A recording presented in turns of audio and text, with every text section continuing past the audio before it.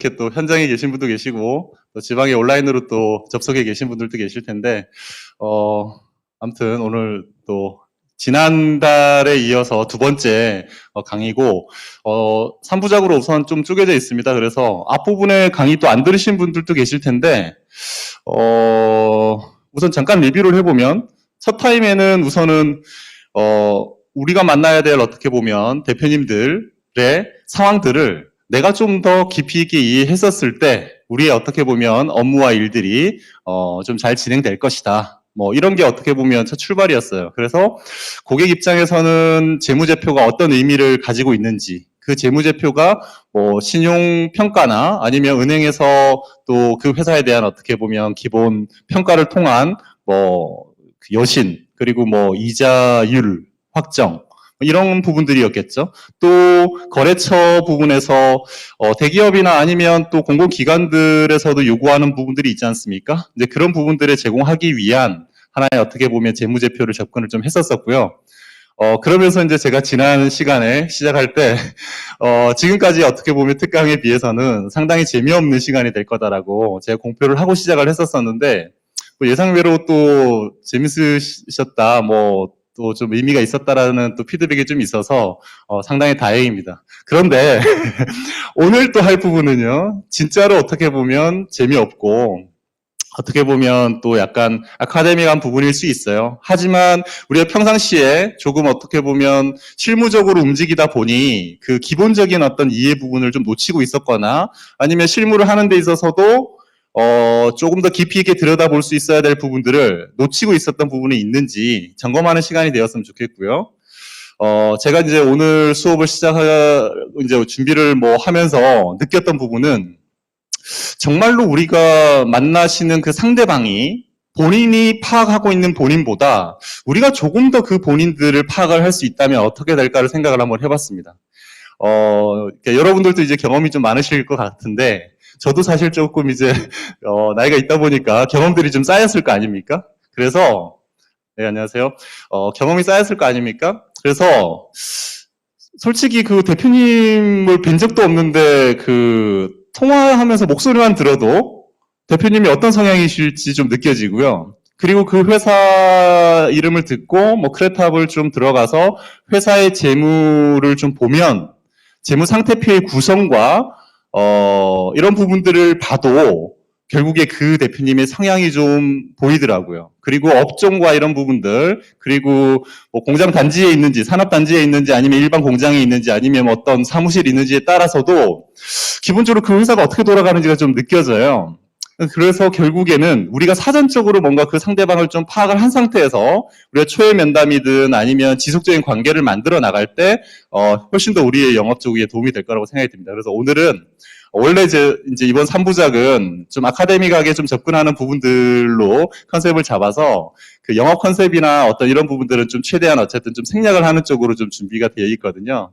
그래도 이제 오늘 또 그래도 일찍 시작을 또 하실 거니까 나름 좀 의미 있는 시간이 되기를 바라고 노력을 해보도록 하겠습니다.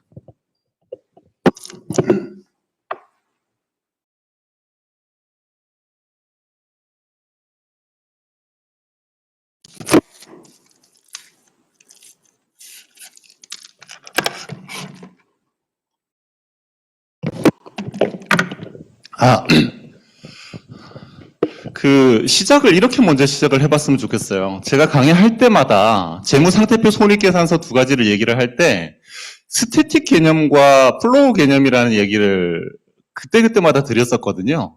그래서 뭐 당연하게 받아들이실 수도 있고 아니면 좀 그게 무슨 말인가 할 수도 있는데 스펠링도 제가 알려드린 적이 없고 근데 뭐 당연히 알아들으실 수 있죠. 판서를 해도 될는지 모르겠네요. 여기 지금 화면이 여기가 띄워진 것 같은데 어쨌든 현장에 계시니까 어려운 단어가 아니니까요. 플로우 영어 시간 같은 느낌이 드는데 네, 이렇게만 적어 놓을게요. 최대한 판사를 줄여야 되니까 우선은 재무상태표가 플로우예요? 스태틱이에요? 손익계산서가 플로우 개념이죠. 왜 제가 이야기를 드릴 수밖에 없냐면 지금 시작하면서부터 이제 재무 비율과 관련된 부분들이 나올 텐데 이 두 개념을 정확하게 여러분들이 이해하시지 않으시면 좀 이렇게 헷갈릴 수 있으신 부분이 있어요. 자, 플로우는 뜻이 뭐죠?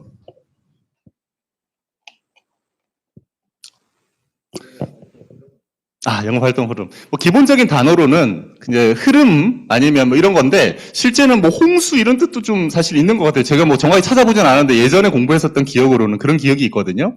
자, 그러면 손익계산서는 플로우 개념으로 해서 흘러간다. 그러면 우리가 그 회사에 대해서 신용평가를 하든 아니면 은행에서 그 회사를 평가를 하든 거래처에서 평가를 하든 아니면 사업을 하시는 분 입장에서 자기 회사에 대한 어떤 이해를 하든 플로우 개념은 도대체 어떤 의미냐?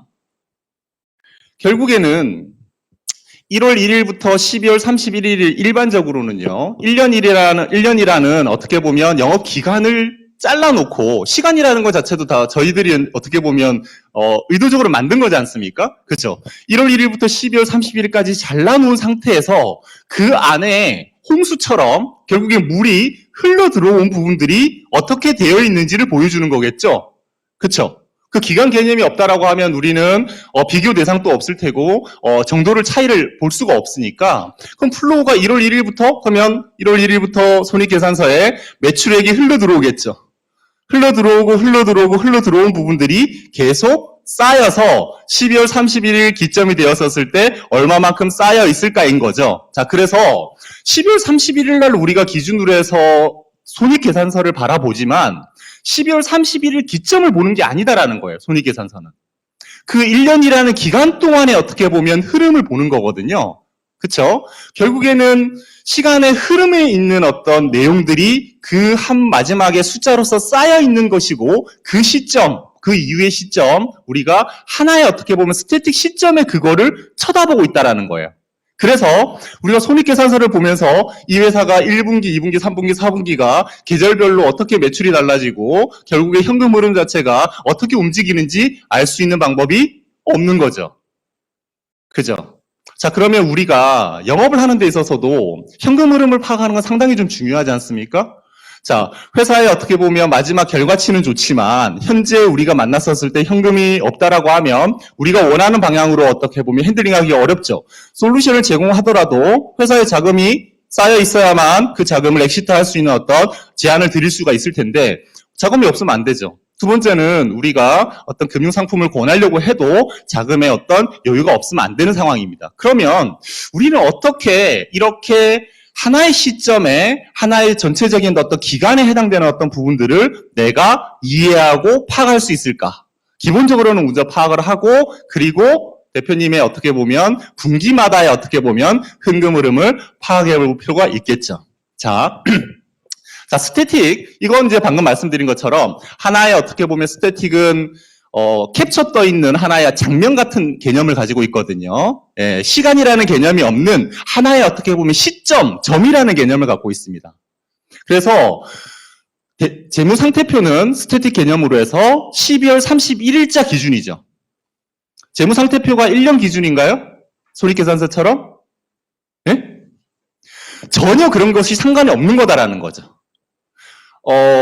업력이 10년이건 20년이건, 자, 우리가 나이가 30대, 30이건 40이건 50이건 60이건 상관없이 지금 이 시점에서의 나의 상태가 어떠는지를 보여주는 거예요. 그러면 내가 최근 1년 동안에 있었던 상황들을 보여주는 게 아니라 내가 평생을, 이 회사가 처음에 설립된 그 이후에 평생을 지금 현지에 어떻게 보면 상태에 있는지를 보는 것이 재무상태표 개념이라는 거죠. 그죠? 그죠? 자, 그게 스태틱 개념이다. 이 두 가지를 조금 이해하셨으면 좋겠다는 거죠. 자, 그러면 우리가 이제 앞에 이제 보게 될 여러 가지 비율들이 재무 상태표와 관련된 부분과 관련돼서만 비율이 나온다라고 하면 사실은 스태틱 개념으로 그냥 비율을 계산하면 되거든요. 자, 그다음에 손익계산서와 관련된 것도 플로우 개념이면 플로우대로 그냥 우리가 바라보면 되거든요. 그런데 손익계산서와 재무상태표가 어떻게 연관성이 붙어지게 되면 사실은 플로우의 개념과 스태틱의 개념이 섞여버리게 되니까 정보의 왜곡이 일어날 수 있겠죠. 그럼 이 왜곡을 어떻게 바꿀 수 있을까라는 부분에 대해서 제가 얘기 드리는 거예요. 그래서 지난 시간 마지막 타임에 제가 얘기를 그래프 이렇게 도표를 그리면서 다음에 한 번 더 제가 간단하게 말씀드릴게요 했었던 개념이 바로 플로우를 스태틱 개념으로 바꾸는 개념이에요. 우리가 이 자료를 지금은 이제 2021년도 연말 기준으로 해서 결산된 재무제표를 우리는 크레탑에서 볼 수 있죠. 22년도는 지금 결산 중에 있을 거예요. 그죠? 실제적인 어떻게 보면 사건들은 12월 말일자로 다 끝났겠지만 사실 끝나지 않았을 수도 있고 끝나지 않았을 거라고 저는 생각이 드는 부분들도 제가 뒤에서 말씀드릴게요. 왜? 우리가 현재 시점에 영업을 하는 데 있어서는 그런 부분들을 활용하실 수 있거든요. 이제 뒤에서 말씀드릴 건데 그렇다 해도 원칙적으로는 12월 31일은 끝났어요. 그죠? 그때까지의 사건은 확정된 것들이 지금 정리가 되고 있을 거니까 저희는 22년 걸 볼 수 없죠. 벌써 우리가 본다라고 하면 1년 전의 걸 우리는 보고 있을 거다라는 겁니다. 자, 그러면 플로우를 스태틱으로 바꾸는 방법이 제가 그때 뭐라고 말씀드렸었죠?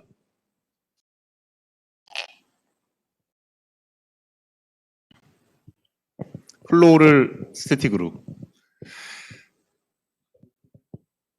재무조정이요?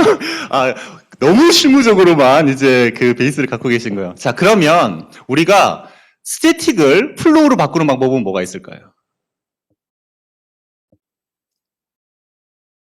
자, 이게 제가 그 판서를 하면 안 될 것 같은데요. 단순하게 이거 제가 개념으로만 얘기 드려볼게요.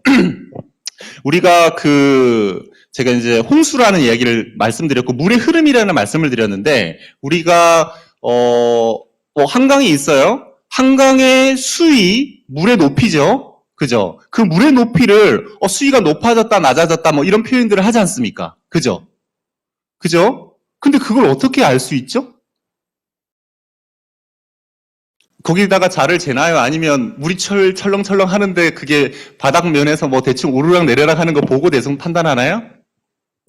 자, 실제적으로는 어느 구간에 해당되는 어떤 강에 한강에서도 여러 구간이 있잖아요. 그 구간을 잘라서 이 구간에 유입되는 어떻게 보면 물과 유출되는 물 있죠. 그 두 가지를 가지고 계산을 하면 되거든요. 자, 그래서 재무상태표의 어떻게 보면 부분들을 손익계산서하고 비교를 할 때 우리가 재무상태표는 현재 시점에 있는 거니까 기본적으로 1년으로 쪼개서 플로우 개념으로 1년을 갖고 와야만 서로 비교 대상이 되는 거니까 1월 1일자와 12월 31일자의 기초 금액과 기말 금액을 사실은 평균을 내야 되는 거예요. 이게 평균을 낸다라는 게 와 닿으셔야 되거든요. 근데 이거 평균 내는 게 맞아? 기초와 기말에 대한 평균값이 맞는 거야? 이게 제가 그때 그래프 그렸던 건데, 지속적인 게 아니라 1월 1일 날 회사를 시작을 했다고 한번 하고 자산을 한번 변화를 시켜볼게요. 1월 1일에 1이 쌓였고, 뭐 예를 들어서 2월 1일 날 10이 쌓였고, 계속 쌓여가겠죠? 그래서 12월 31일 날 100이 쌓였다고 한번 해볼게요. 그러면 그래프가 삼각형으로 그려지죠. 그죠? 이 삼각형의 평균이 되는 건건이 데일리하게 다 더한 거를 평균을 내게 되면 이 삼각형이 요 가운데 6월 31일자 기준 똑같은 부분에서 잘라진 위의 삼각형을 잘라서 밑에다가 붙여요. 옮겨 붙여요. 그러면 직사각형 옆으로 돼 있는 직사각형이 나오죠. 이게 평균값이거든요. 그러면 1월 1일부터 이 평균값이 그대로 같다라고 볼 수 있는 거죠. 스태틱 개념을 플로우로 만드는 방법이 이 방법이라는 거예요. 되게 쉽게 설명드리려고 한 건데 이게 우리가 왜 평균이라는 말을 많이 쓰느냐라는 이야기에서 나오는 부분입니다. 우리가 뭐 통장에 잔고가 얼마가 있었는데 그 통장 잔고가 얼마냐고 물으면 물었었을 때 돈이 나가 있을 수도 있고요. 물었었을 때 돈이 들어와 있을 수도 있고 내일 당장 나가버리면 또 없어질 수 있는 돈이잖아요. 그 전체적인 것들에 대한 평균값이어야만 재무상태표로는 우리가 분석할 만한 의미가 있지 12월 31일자에 어떻게 보면 찍혀있는 그것만으로는 사실은 읽어보기가 힘들다. 얼마든지 조정이 가능하잖아요. 자, 그래서 우리가 재고자산, 매출채권 이 부분들을 12월 31일자에 우리가 매출을 좀 높여야 되겠어 라고 하면 내년 1월 3일 날 해야 될 매출을 미리 당겨서 인식을 하기도 하고요. 재고와 관련된 것도 사실은 인식이 아직 떠나지도 않았고 아니면 해결이 안 됐는데도 불구하고 나간 것처럼 처리하기도 하고 아니면 원재료 관련된 것들이 들어오게끔 처리하기도 하거든요. 그쵸? 그런 부분들이 바로 재무 상태표의 한계였다. 자, 그러면 우리는 어딘가에 보여주는 어떤 한계를 원하는 것이 아니라 기업이 어떻게 흘러가고 경영이 되어 있는지를 파악을 하기 위한 거니까 당연히 수정을 해서 비교해야 됩니다. 자, 뒤에서 계속 보여드릴 거예요. 자, 그래서 여러분들 매일매일 보시는 재무제표 잠깐 한번 그래도 보고 갈까요? 우리가 크레탑에서는 재무상태표가 2페이지, 3페이지 이렇게 좀 길어지고 손익계산서도 더 길어지는 부분들이 있지만 요약하면 요 정도에 어떻게 보면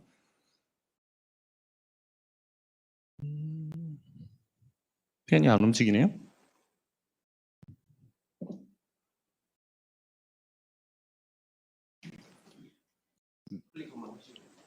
클릭. 됐네요. 네, 됐습니다. 자, 그래서 재무상태표 한번 보면 우선은 우리가 자산이 있고요. 여기 총. 여기에 부채가 있고 그 다음에 자본이 있습니다. 뭐 늘 보는 거니까 유동자산이 먼저 나오고 비유동자산으로 일반적으로 구성이 되는구나. 내용들은 우리가 너무나 뻔하니까 생략을 하고 부채 부분도 유동부채와 비유동부채로 나누어지는구나. 그리고 자본 부분은 처음에 우리가 설립했을 때 자본금 그리고 우리가 자주 보고 있는 자본조정. 왜냐하면 우리가 자사주 관련돼서 많이 하니까 자본조정 부분들 많이 보게 되잖아요. 자, 그 다음에 기타 포괄 손익 누계액이라는 부분이 있네요. 이게 뭔지도 뒤에서 한번 보고요. 이익잉여금은 우리가 미처분잉여금 부분이라고 이해할 수 있어요. 자, 그리고 나서 자본잉여금 부분도 있네요. 최근에는 자본잉여금을 활용한 부분들의 또 컨셉들도 좀 사용하시는 걸로 알고 있습니다. 오늘 컨셉 얘기를 하는 건 아니니까 가볍게만 보고 넘어가겠습니다. 자, 손익계산서, 매출액부터 매출 원가를 빼고 나면 총이익, 그리고 판관비 빼고 나면 영업이익이고, 그 다음에 영업의 수익 비용을 빼고 나면 법인세 전, 그 다음에 법인세 내고 나면 당기순이익이 나올 거고, 그에 대한 어떻게 보면 순이익도 구할 수 있고, 희석주당 순이익도 구할 수 있는데, 여러분들이 기본 주당 순이익은 주식수로 나누시면 이익이 되니까, 근데 여기 밑에 있는 희석주당 순이익은 뭔지 아시나요? 일반적으로 여러분들이 중소기업에서 만나지는 않으실 수도 있지만 희석은 우리가 발행이 되어 있는 보통주는 아닌데 보통주가 될 수 있는 녀석들이 좀 있어요. 전환사채나 예를 들어 주식 매입 매입 선택권 이런 것들 가지고 있는 것들이 있거든요.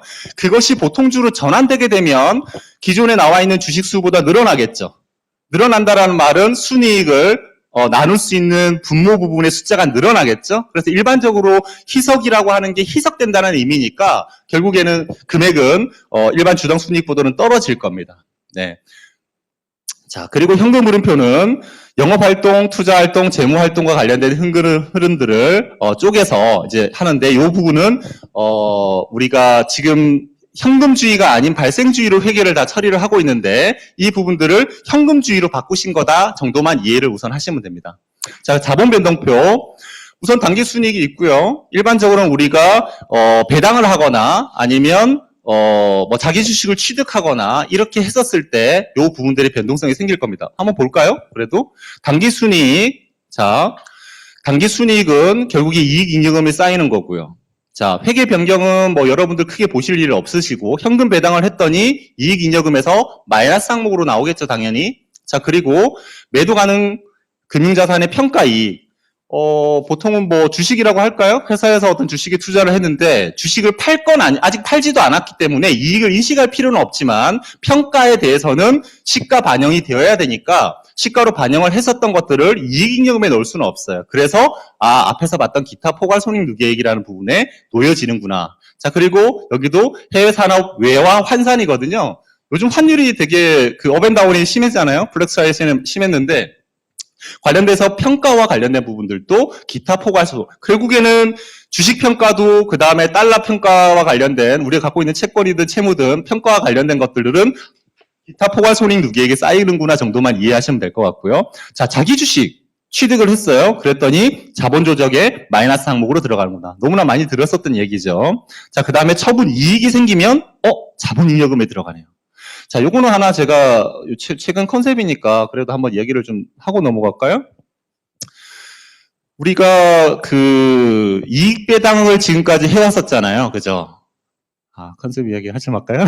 이익 배당까지 계속해서 해왔잖아요. 그죠? 이익 소각하면서 이익 배당과 관련돼서 많이 해왔었어요. 그에 대한 여러 가지 악유가 좀 있고 아직까지 물음표가 달린 부분들이 있어서 좀 조심성이 좀 있었잖아요. 자, 그런데 자본잉여금은 어떤 때 발생하냐면 자본 거래를 통해서 이익이나 손실이 발생했을 때 자본잉여금 항목에서 쌓인다고 생각하시면 돼요. 잉여금이니까 이익이 났었을 때 쌓이겠죠. 그죠?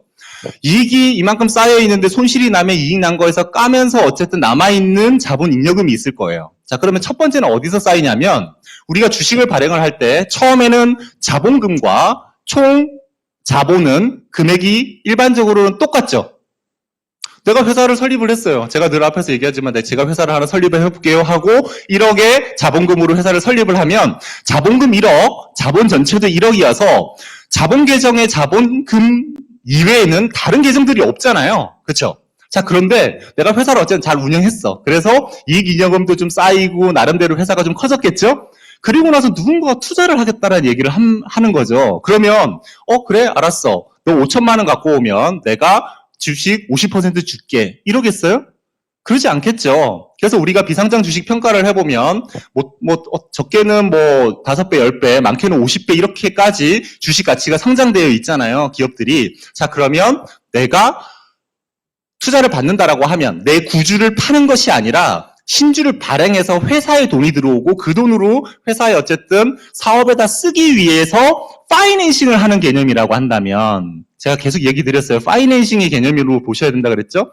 그러면 우리가 10,000원짜리 주식을 10,000원에 줄 수는 없죠. 10,000원짜리 주식을 10만 원에 줄 수 있겠죠. 자, 그러면 어쨌든 1억이 들어왔어요. 그러면 1억 중에 1,000만 원은 자본금이죠. 9천만 원은 원래는 10,000원짜리 주식인데 10만 원 받았으니까 자본 거래를 통해서 이익이 발생된 거죠. 그래서 9천만 원이 자본잉여금이에요. 되셨어요? 되셨죠? 자, 자기 주식 거래를 해요. 거래를 해서 자기 주식을 갖고 왔어요. 갖고 온 상태에서는 내가 보유하고 있는 주식이죠. 그래서 자본 조정의 마이너스 항목이라고 얘기 드렸잖아요. 우리가 그렇게 하잖아요. 근데 이걸 소각을 했어요.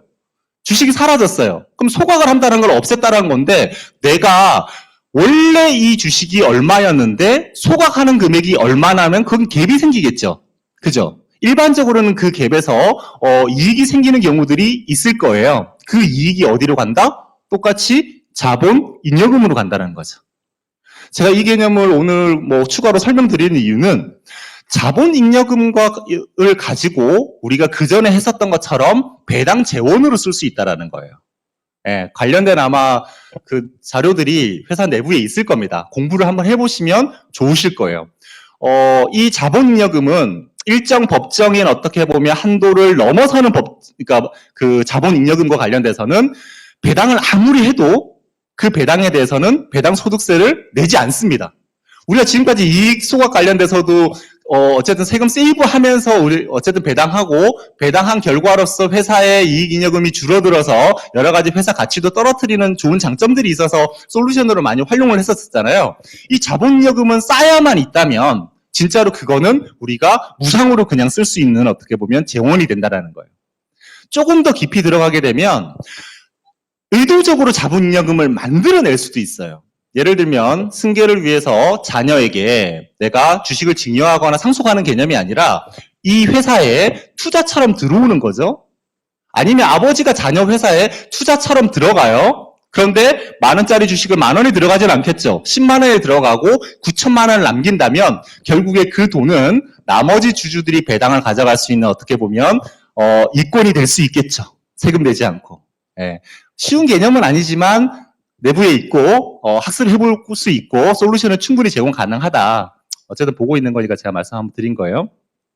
자, 그래서 전체적인 상관관계를 보면 우선은 재무상태표는 그냥 그때의 상태니까 한 해를 기준으로 한다라고 하면 1월 1일자에 어떤 재무상태가 있을 거고요. 그리고 그 사이에 어떤 변화들이 일어나느냐면 바로 손익계산서가 결국에는 변화를 일으킨다는 겁니다. 그래서 일정 기간 동안에 손익이 반영된 손익계산서에 의해서 조정이 되면 재무 상태가 기말로 바뀌는 거죠. 그죠? 자, 여기까지가 원래 일반적인데 사실은 자본 변동에 의해서도 결국엔 영향을 미칠 수밖에 없다. 그죠? 영업 활동만 있다라고 한다면 기초의 재무 상태표가 기말의 재무 상태표로 바뀌는 데는 손익계산서가 영향을 미치겠지만 그 사이에 배당을 한다든지 어쨌든 자본의 어떤 변동이 일어난다라고 한다면 그 부분이 반영된 것들이 재무 상태표로 만들어질 거다라는 거죠. 자, 이 위에 있는 이 과정들이 다 발생주의를 기준으로 해서 움직이고 있어요. 간단하게 뭐 너무 기초적이지만 말씀드리면 발생주의는 실제적으로 인식할 수 있는 어떤 법적 요건이 만족이 되면 인식을 한다는 의미인 거예요. 현금이 들어오지 않아도 일반적으로 대부분 다 외상거래잖아요. 매출을 하더라도 외상거래, 매입을 하더라도 외상거래죠. 현금은 아직까지 확정되지 않아도 그 부분들은 실제 인정을 해야 된다는 거죠. 왜 그렇게 발생주의로 할까, 회계를? 왜 발생주의가 훨씬 더 실질적인 걸 반영한다고 느낄까 생각을 해보면요. 내가 물건을 갖고 왔지만 돈을 안 줬어요. 돈을 안 줘도 돼요? 아니면 무조건 줘야 돼요? 무조건 줘야 되잖아요. 이미 확정이 됐어요. 현금이 움직이지 않아도 나는 이미 거기에 줘야 될 어떻게 보면 요소가 존재하는 거죠. 그래서 현금이 마이너스가 되진 않지만 내가 줘야 될 부채가 증가하니까 결국에는 그것이 남겨진 것이 우리가 회사의 어떻게 보면 거래나 상태를 파악을 할 수 있는 데는 적합하다고 볼 수 있죠. 자, 그런데 그거는 실제 상황을 파악하는 데 적합한 거고요. 현금주의 회계라는 게 존재하거든요. 회사 상태는 좋고요. 우리 재무제표를 봤었을 때는 이익도 나고 있고요. 이런데 회사에 현금이 없는 경우들이 있잖아요. 결국에는 흑자 부도라고 하는 게 이런 부분들이거든요. 회사로는 상태가 좋아 보이는데 내가 돈을 줘야 될 상황일 때 돈을 못 주게 되면 부도가 나는 겁니다. 저희 마지막 시간에 그 부실과 관련돼서 얘기하면서 부도와 관련된 얘기들 할 거고, 부도를 미리 예상을 해서 내가 해야 될 액션들, 거래처. 두 번째, 내 회사가 과연 부도로 갈 수 있는 상황인지 아닌지를 파악을 해서 미리 현금을 준비한다든지, 아니면 그만큼 수익성 분석을 했었을 때 파악 제대로 되지 않는다면 사업을 청산하는 거. 그에 대한 계획도 세우는 게 맞거든요. 청산했는데 세금을 몇십억씩 내야 될 수 있잖아요. 그죠? 그래서 그 계획들도 세워야 된다. 그러기 위해서 이런 재무적인 분석들이 필요한데, 우리도 건강 상태가 늘 우리는 요즘 이제 건강 체크를 잘 하는 편이긴 하지만, 예전에, 요즘은 매년 거의 건강검진을 하잖아요. 예전에는 건강검진 매년 안 했죠. 그죠? 지금 기업들이 보면 매년 건강검진을 할 수가 없어요. 그러니 대표가 내 회사가 지금 쪼그라들고 있다든지 자산으로부터의 어떻게 보면 수익률이 기본적인 수준 이상이 되는지 안 되는지를 정확하게 모른다는 거예요. 그냥 좀 어렵다. 급여 주거나 돈 줘야 될 때 조금 빠듯하다. 이런 느낌만 받고 있지 전체적인 어떤 파악이 안 되고 있거든요. 우리가 그런 부분들을 파악을 해서 대표님과 얘기를 나누고 방향성을 제시하고 왜 어떤 부분 때문에 이만큼 우리가 건강하지 못한 회사가 되는지, 그리고 이게 암으로 가서 결국에는 사망에 이를 수도 있는 상황이라면 내가 미리 회사를 잘 격리를 해서 사망 시점에 내가 회사 사망이에요.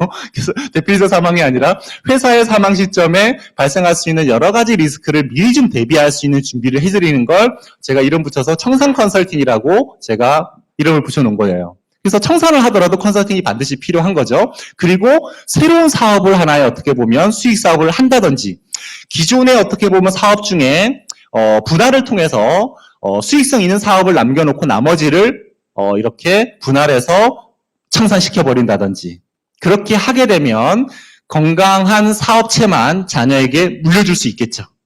아니면 자녀로부터 창업 자금을 통해서 자녀가 사업을 하게끔 하고 부모가 가지고 있는 사업들의 건강한 요소들을 거기에 자연스럽게 이전할 수 있는 어떤 부분들도 제한할 수 있겠죠. 최근에 좀 제가 상속 증여하고 이런 컨셉, 가업 상속 관련돼서 제가 좀 컨셉을 책으로 좀 정리를 하고 있는데, 시대적으로 지금이 딱 좋은 타이밍이에요. 여러분들 가지급금은 당연히 다 발생하고 있으니까 해드리면 되는데, 크게 메리트는 없잖아요. 요즘. 그쵸? 가지급금 크게 메리트 있어요? 우리 예전에 했던 것처럼 세금 안 내릴 수 있는 방법들이 없으니까 큰 메리트가 없어요. 그리고 다 알고 있고요. 예, 방법도 알고 있고 해결을 해야 되는데 돈이 없어서 못하고 있고 회사로부터 엑시트하는 것도 아주 나이브하게 우리가 할 수 있는 게 없다 보니까 또 명의신탁은요. 명의신탁이 97년도 상법 그 다음 2001년도 상법의 변화 때문에 있었는데 벌써 20년이 훨씬 넘었죠. 그죠? 네. 눈빛이. 네. 어쨌든 명의신탁과 관련된 것도 사실 이슈가 거의 다 넘어간 거예요. 그쵸? 그 이후에도 존재했겠지만, 어쨌든 증여세 부분이 15년 3개월이면 우리가 그 기간이 지나버렸고, 지금은 어떻게 보면 큰 그런 건 없어요. 남아있는 명의신탁들은 명의신탁이라고 보기가 힘들죠, 이제는. 해결 방법도 명의신탁을 환원하는 쪽으로 해결하는 게 아니에요. 그걸 인정하고 양도나 아니면 그걸 소각해버리거나 하는 방법 말고는 없으니까 그건 케이스 바이 케이스인 거예요. 그러니까 그 상황도 적고요. 자, 그렇다면 현재 가장 핵심적인 컨셉은 뭘까? 그리고 결국에 우리가 B를 받는 게 아니라 보험으로 받잖아요. 그거하고 가장 연관된 걸 처음부터 제가 좀 얘기 드렸던 게 가업상속이에요. 가업을 상속하는 과정에서 발생될 그 파악을 하는 거죠. 제가 컨셉들을 다음에 뭐 기회 되면 한번 해드리긴 할 텐데, 우리가 어쨌든 가업 상속을 하건 상속 증여를 하건 발생되는 게 상속세, 그 상속세를 미리 조금 좀 아껴보자 해서 사전 증여라는 걸 하지 않습니까? 그죠? 이런 어떤 플래닝을 세우는 데 있어서 항상 부족한 그 세금 재원이 있죠. 그 세금 재원과 관련된 부분을 준비하는 게 종신보험이죠. 그러니까 회사에 대한 계획을 세우고 그의 부족한 부분을 찾아내면 그 금액이 몇십억이 됐건 뭐 몇 억이 됐건 관련돼서 준비할 수 있는 방법의 솔루션은 유일하게 보험밖에 없거든요. 그러니까 무조건 발생될 그 어떤 지출이니까 그 지출에 대해서 미리 준비를 해 놓으셔야 된다. 따로 통장을 마련하셔야 됩니다. 바구니를 마련하셔야 됩니다라고 하는 것만으로 이거 금액이 올라가기 너무 큰 거 아니에요? 부담되는데요? 라는 이야기가 필요 없이 부담되더라도 준비하지 않으면 원본이 깨지고 회사가 반토막이 나거나 잘라서 기능을 못하는 상황이 발생될 수 있기 때문에 반드시 해야 되는 거죠. 그리고 유지를 할 수밖에 없어요. 그렇죠? 중간에 그것이 끊어지진 않는다고요. 그런데 우리가 다른 컨셉으로 뭔가를 제안을 해드렸고 그걸 진행한 다음에 그에 대한 보수로서 우리가 보험 계약을 맺게 되면 대표 입장에서도 상품 자체에 대한 어떻게 보면 정확한 데피니션이 있는 것이 아니라 내가 뭔가 줘야 될 거에 대한 대가로 준 거니까 중간에 이렇게 하는 상황들도 발생되고 또 하게 되면 손해를 보시니까 우리와의 관계도 조금 머쓱해지는 상황들이 발생하잖아요. 그러니까 상속과 증여를 항상 베이스에 깔고 나머지 컨셉들도 꽂아 넣으셔야만 이게 유의적으로 돌아가고 지속적으로 어떻게 보면 또 추가적인 것도 가능하고 또 대외적인 소개까지도 연결되는 거니까 올해의 영업에 어떻게 보면 기반은 제가 볼 땐 가압상속, 상속증여 쪽에 포커싱을 좀 맞추시면 좋을 것 같습니다. 자, 그래서 현금 흐름 기준으로 해서 어쨌든 좀 바꿔봐야 될 필요가 있다. 이렇게 보시면 되고, 지난번에도 말씀드린 것처럼 과거에는 신용평가를 받으면 재무제표, 재무상태표 5개 어쨌든 이런 것만 해서 신용 등급을 평가를 받았다면 벌써 몇 년 전부터는 현금 흐름 등급이라는 걸 또 받게끔 되어 있어요. 안 받아도 상관없죠. 누가 요구하지 않으면 어차피 신용평가도 받을 필요가 없어요. 하지만 누군가가 요구한다면 신용평가만 요구하지 않습니다. 현금 흐름 등급을 요구하지. 당연한 거 아니에요? 제가 선배님 우리가 뭔가 거래를 하는 상황이 벌어졌어요. 그러면 제가 돈을 좀 빌려달라고 해요. 그러면 제 현금 흐름 능력을 알고 싶은 거 아니겠어요? 현재 상태도 중요하지만 왜 언젠가 내가 갚겠다라고 하는 거니까. 최근에 제 친구가 전화가 와서 연말이었어요. 돈을 빌려달라는 거죠. 이게 큰 금액은 아니었어요. 그래서 내가 통장 좀 한번 확인해 볼게. 조금 있더라고요. 보냈어요. 하면서 제 속으로 얼마 안 되는 돈이지만 안 받을 요량도 할 수 있지만 분명히 그 상대방의 현금 흐름 능력을 생각할 거 아니에요? 얘가 골프 치러 갈 때 걔가 밥을 한번 샀었나? 이런 생각하는 거죠. 현금 흐름 능력을. 얘가 분명히 1월 3일 날 준다고 했는데 줄까? 주더라고요. 근데 또 1월 3일 날 나는 안 줄 수도 있다 생각했는데 그러니까 그런 어떤 감안처럼 현금 흐름 등급도 중요하다. 이것도 뒤에서 한번 보게 될 겁니다. 자, 그래서 이제 본격적으로 재무 비율과 관련된 건데요.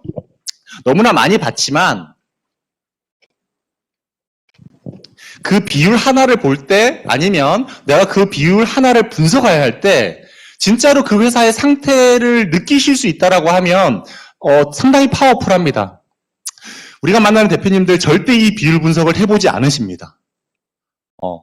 개념을 이해하지도 못하세요. 근데 우리 유동 비율, 뭐 수익성 비율, 뭐 아니면 뭐 부채 비율 너무나 많이 듣는 이야기잖아요. 근데 그게 실제적으로 어떤 의미를 갖고 있는지를 알게 된다라고 하면 정말로 파워풀한 어떤 부분이 될 수 있습니다. 자, 그래서 한번 보면 유동성 비율은 말 그대로 유동성, 그 유동적인 어떤 자산과 관련된 비율이겠다 정도만 생각하고 뒤에 가서 다 볼 거니까. 그래서, 유동적이다라고 하는 부분이니까 결국에는 단기적인 현금 흐름과 관련되어 있겠다. 아, 단기의 채무 지급 능력을 측정하는 거구나.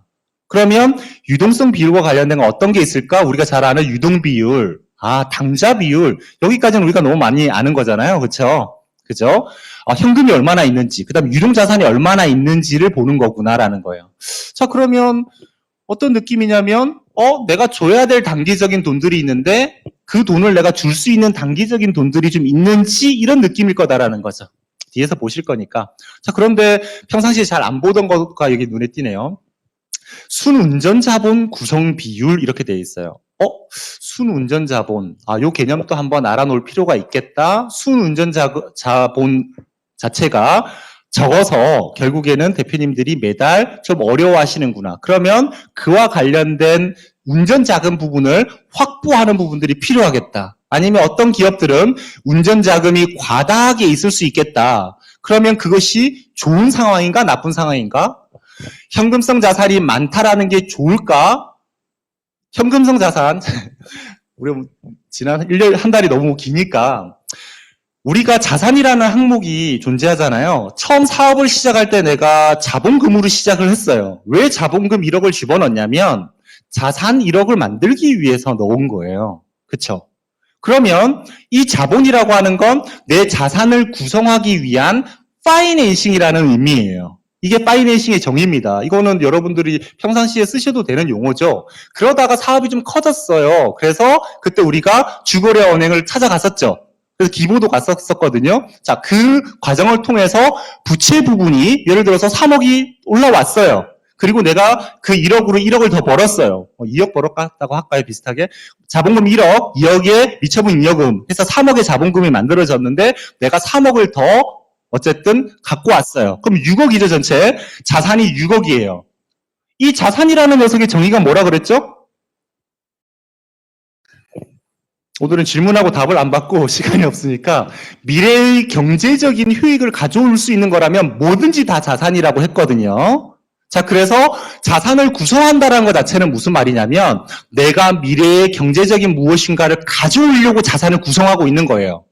그러면 더 많이, 더 잘 갖고 온다는 방법이 더 많이 갖고 오면 수익성, 더 잘 갖고 오면 효율성, 이런 부분들이겠죠.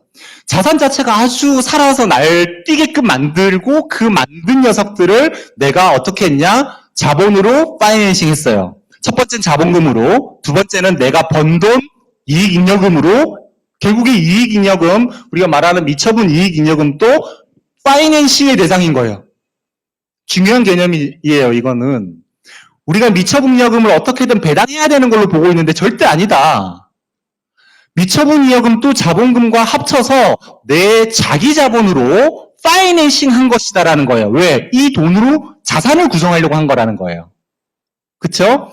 부채는 돈을 빌려왔는데 그 부채를 빌려온 이유가 자산을 구성하기 위해서 땡겨온 거예요. 그래서 부채에서 차입한 부분들 타인 자본, 밑에 있는 부분을 자기 자본, 둘 합쳐서 총자본, 총자본의 크기는 자산하고 이꼬르가 되겠죠. 그죠? 자, 그래서 파이낸싱 된 부분이라는 거예요. 자, 그래서 그렇게 되면 자산의 구성 상황을 봤었을 때 현금 비중이 높은 게 좋을까요? 아닐까요?라를 생각해 보셔야 되는 거죠. 좋은 거예요? 좋아요? 우리 개인적으로 보면 현금이 많은 게 좋지만 지금이 현금이 많은 게 좋죠. 제가 뭐 한 번씩 강의할 때 말씀드리지만 재작년 말부터 저는 투자를 더 적극적으로 시작을 했거든요. 부동산, 뭐 주식, 그 다음에 뭐 어쨌든 금융 관련돼서 엄청나게 지금은 그 투자된 게 현금이 없잖아요, 제가. 현금이 없이 비현금성 자산으로 갔죠. 많은 손해를 받겠죠. 그런데 내가 현금을 그냥 재작년 이전, 그러니까 계속해서 어떻게 보면 자산시장이 좋을 때 현금을 그냥 쥐고 있었어요. 좋은 거예요? 아니죠. 손해를 보는 거잖아요. 아, 현금이 많다고 좋은 것도 적다고 좋은 것도 아니구나. 그럼 어느 정도일까? 지금 이제 뒤에서 볼 순운전 자본과 관련된 부분 정도를 안정적으로 유지하는 게 중요하고 그 이상을 넘어서는 현금들은 실제는 가지고 있는 것 자체가 도움이 안 될 수 있겠다. 왜? 파이낸싱을 했다라고 하면 파이낸싱에 대한 코스트가 발생하거든요. 첫 번째, 은행에서 차입을 했다면 당연히 이의가 되듯이 이자 비용이 지급이 되겠죠. 그러니까 내가 현금을 많이 갖고 있는데 차입금이 그대로 존재한다면 이자 비용을 과중시키고 있는 거예요. 그럼 어떻게 해요? 불필요하진 않지만 순운전 자본을 넘어서는 현금 흐름은 결국엔 차입금을 갚는 데 쓰는 게 맞겠죠. 그걸 갚게 되면 어떻게 돼요? 부채 규모가 줄어드니까 모든 비율들이 다 개선되겠죠. 재무상태표와 관련된 것들은. 부채 비율로 출발해서, 그죠? 모든 비율들, 유동 비율, 당사 비율부터 시작해서 모든 부분들이 개선될 거 아니에요? 그쵸? 그렇게 본다. 부채 비율이 떨어진다는 말은 제3자 신용평가에서 하던 은행 입장에서 봤었을 때, 기본적으로 얘는 누군가의 갚을 돈이 적다라는 말은 더 빌려줘도 되겠다라는 느낌이 든다는 거죠. 그 친구가 나한테만 이야기를 했겠냐고요. 돈을 빌려달라고. 그쵸? 다 이야기했겠지라고 생각을 하는 거예요. 그러면 걔네들이 다 빌려줬다면 나한테는 금액이 큰 금액이 아닌데 얘 부채는 어마어마할 수 있죠? 그럼 내 돈을 갚을 수 있을까라는 걱정이 되는 거잖아요. 그거와 똑같은 이치죠. 그러니 차입금을 줄인다는 건 의미가 있죠. 두 번째, 자기 자본에 대한 금융비용도 존재하거든요. 배당. 우리는 배당할 수도 있고 안 할 수도 있다고 하지만 일반적으로 해외 주식 같은 경우에는 배당주들, 우리나라도 배당주들이 있지만 거기는 거의 대부분 배당을 규칙적으로 하잖아요. 5% 아니면 그 이하로 하잖아요. 그러면 그 5%라고 하는 게 금융 비용이에요. 파이낸싱에 대한 코스트라고요. 그렇죠? 결국에 이 돈들이 많이 쌓여 있으면 많이 쌓여일수록 우리는 비중을 가중시키니까 세이브해야만 금융 비용 코스트가 떨어지겠죠. 이와 관련된 거를 우리가 가중평균 차입 이자율이라는 표현 들어보셨죠? WACC에서 우리가 왁이다, 외기다 이렇게 표현하는 거거든요. 결국에는 외의 그 비율, 어떻게 쉽게 보면 이자율 같은 거예요. 내가 어쨌든 파이낸싱을 한 거에 대한 어떻게 보면 이율이니까 이 이율과 시장에서 내가 어떻게 보면 돌아가는 이자율과 비교를 해서 아니면 우리 회사의 ROE, ROA 이런 어떤 이익률, 수익률과 비교를 했었을 때 그 왁이라고 하는 비용보다는 당연히 높아야 회사를 운영하는 의미가 있겠죠. 이렇게 어려운가? 어려워요? 제가 오늘은 아카데믹 한 거고 재미없다고 처음부터 말씀드렸으니까 전 모르겠어요. 아무튼 어려운 것 같지만 생각보다 우리가 많이 또 접하고 있는 것들이에요. 자, 그래서 순운전 자본, 그 다음에 현금 비율 이렇게 해서 유동성 비율이구나. 자본 구조 비율은요. 부채 의존도를 나타내는 것으로 기업의 장기 채무 지급, 유동성 비율은 단기고 자본 구조 비율은 장기 채무구나. 어떤 게 있냐? 잘 아는 우리 부채 비율이다. 방금 설명을 좀 드렸고 부채 비율하고 똑같은 이야기를 하는 게 자기 자본 비율이에요. 부채를 기준으로 놓느냐, 자기 자본을 기준으로 놓느냐니까. 자, 그 다음에 비유동 비율이에요.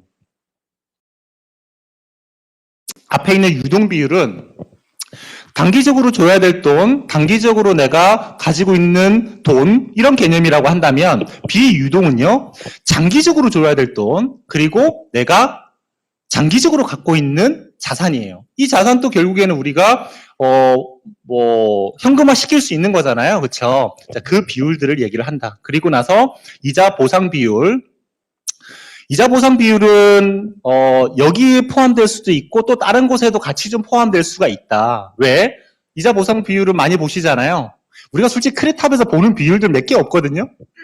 부채 비율이나 유동 비율 이런 거 좀 보다가 밑에 이자 보상 배수가 얼마인지 그 정도 본다고요. 그러니까 많이 알죠.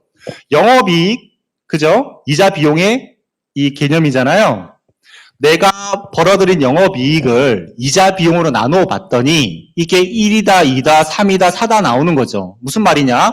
내가 한 해에 벌어들였던 영업이익으로 이자를 갚고 나면 몇 년 동안 이자를 갚을 수 있느냐의 개념인 거죠. 내가 올해만 돈 벌고 내년에는 진짜 돈을 못 벌었어. 그 후년에는 못 벌었어. 근데 이자 보상 배수가 3이라고 한다면 3년 동안 이자 갚는 건 문제될 게 없죠. 자, 그러면 우리가 개념을 이익을 냈는데 이익으로 이자를 낸다? 우리가 그 집을 좀 대출을 받아서 샀어요. 그래서 월급을 받았어요. 아니면 여러분들이 어쨌든 영업을 해서 어쨌든 급여를 받았어요. 받은 돈으로 은행 이자 내고 나면 남는 게 없다. 뭐 원금도 조금씩 갖게 된 그런 얘기 하잖아요. 그쵸? 은행을 위해서 우리는 일한다. 뭐 특히 이제 근로자들은 그런 얘기를 많이 하거든요. 근데 과연 이 개념이 뭔가 나쁜 개념이 아닐 수 있다라는 거예요. 원래 뒤에 가서 제가 부가가치와 관련된 이제 내용들을 또 말씀드릴 건데, 내가 급여 생활자라고 하면 내가 매일매일 출퇴근을 하면서 나의 부가가치를 창출해서 받은 것이 급여예요. 그럼 그 급여를 만들기 위한 나의 주거 환경과 여러 가지 먹고 쓰고 하는 것들이 다 어떻게 보면 부가가치예요. 그냥 코스트나 우리가 비용이 아니라 부가가치라는 거예요. 그래서 우리가 뒤에서도 제가 부가가치와 관련돼서 아니면 노동 생산성 얘기를 드릴 때 급여 준 거, 임차료 준 거, 그 다음에 우리가 뭐 물건을 사오면서 어째 원재료라 들어왔었던 여러 가지들이 그냥 우리는 비용으로 보잖아요. 우리 이익 관점에서만 보니까 그렇지 않다. 그 모든 것이 다 부가가치일 수 있다. 왜? 우리나라 전체로 보면 그 부가가치가 모인 게 뭐예요? GDP죠. 그게 세상을 돌아가게 만드는 거거든요. 그러니까 자산을 바라보는 우리의 관점들, 부채를 바라보는 그 관점들이 조금은 변경되어야만 전체적인 어떻게 보면 플래닝을 좀 하실 수 있거든요. 자, 뒤에 가서 다 자세히 볼 내용들입니다. 자, 세 번째는 이제 효율성인데요. 효율성은 그냥 느낌상 뭔가 회전율 느낌이 들 거예요. 한 바퀴 돌리냐, 두 바퀴 돌리냐, 여러 번 돌리냐 이런 개념이니까.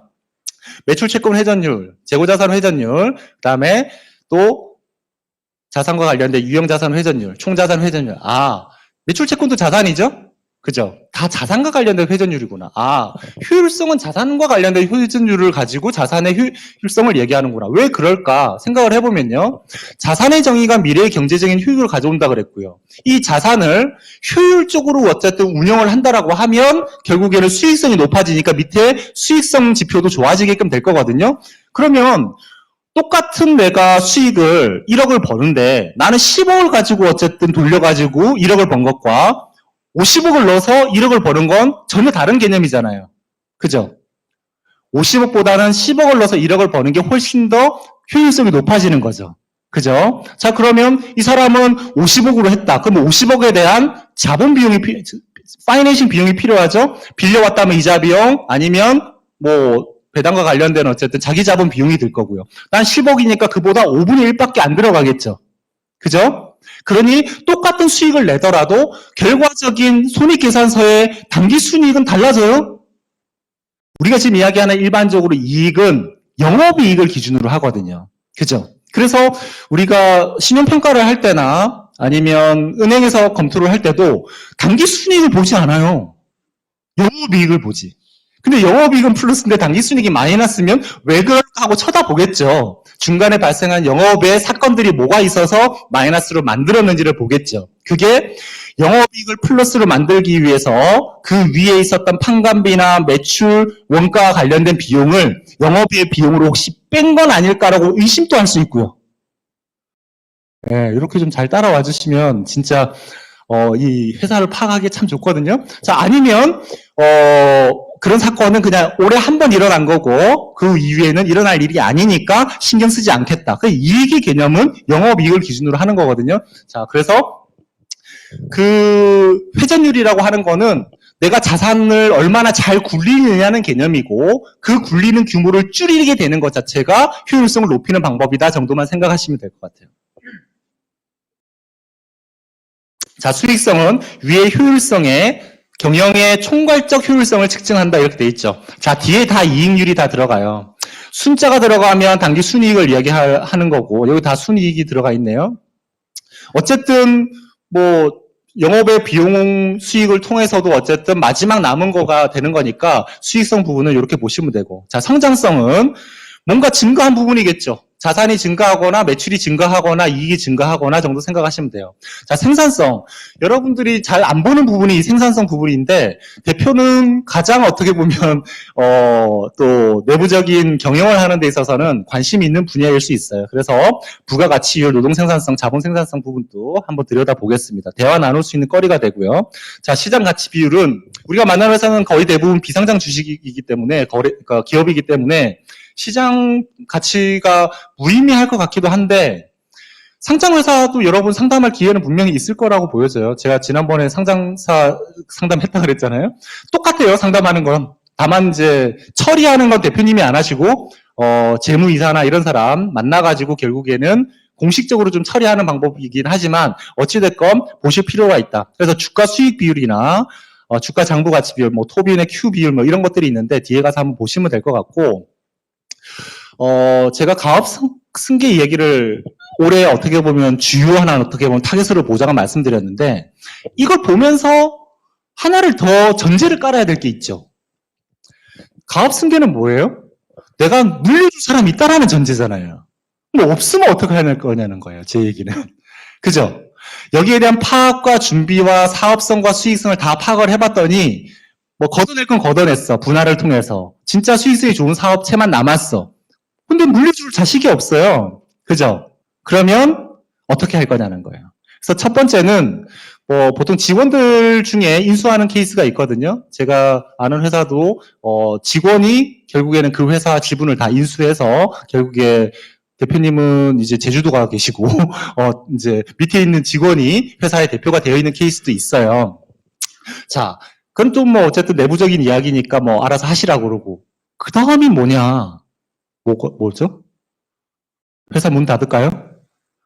캐시카우가 되는 어떤 사업체인데, 그리고 우리가 컨설팅을 통해 가지고 회사가 제대로 된 회사, 자산성을 높여서 만들어 놨는데, M&A죠. 놓치면 안 되는 부분이 M&A예요. 그래서 M&A 시장은 갈수록 확대되고 있고요. 저도 지금 M&A 건을 여러 건을 지금 뭐 진행 중에 있고 타진 중에 있거든요. 쉽진 않지만 어찌됐건 필요한 상황들의 M&A를 진행할 수 있어요. 그래서 시장 가치와 관련된 부분은 여러분들이 아실 필요가 있어요. 그리고 시장 가치를 평가하는 방법도 제가 오늘 시간은 아니지만 다음 달 할 때 제가 좀 알려드릴 거예요. 네. 대표님의 회사의 실제 시장 가치, 우리는 비상장 주식 가치를 평가를 해서 상증법상 가치를 우리가 보충적 평가 방법으로 계산을 했는데 과연 그게 실제 시장 가치와 얼마나 갭이 생길 수 있을까? 그럼 갭이 생긴다면 어떤 요소 때문에 그런 갭이 생길지를 안다면 시장 가치를 높일 수도 있고요. 낮출 수도 있겠죠. 내가 매수자 측이라고 하면 상대방 회사에 대해서 낮추는 방법을 우리가 제안을 드릴 수 있고요. 내가 매도자 있는 회사에 어떻게 보면 우리가 도와주고 있다. 회사 가치를 좀 더 늘어나게끔 평가 시장 가치를 높일 수 있는 방법들을 우리가 갖고 얘기를 나누실 수 있겠죠. 우리가 어떤 M&A 제가 지금 진행하는 건 중간에 어쨌든 일 보는 거에 대한 비용은 작고요. 성사가 되어야만 거기에 대한 성공 부수가 크거든요. 그렇잖아요. 근데 여러분들은요, 성공이 되지 않아도 돼요. 그 과정에서 우리는 기본적인 보험이라고 하는 거를 받으실 수 있는 케이스들이 많이 생기거든요. 왜요? M&A를 해서 파나 자녀에게 넘어가나 필요한 건 상속세예요. 그죠? 얼마든지 우리는 끼워 들어갈 수 있는 부분이 존재하니까 시장 가치 부분도 여러분 뒤에 가서 공부를 하시도록 그렇게 할게요. 자.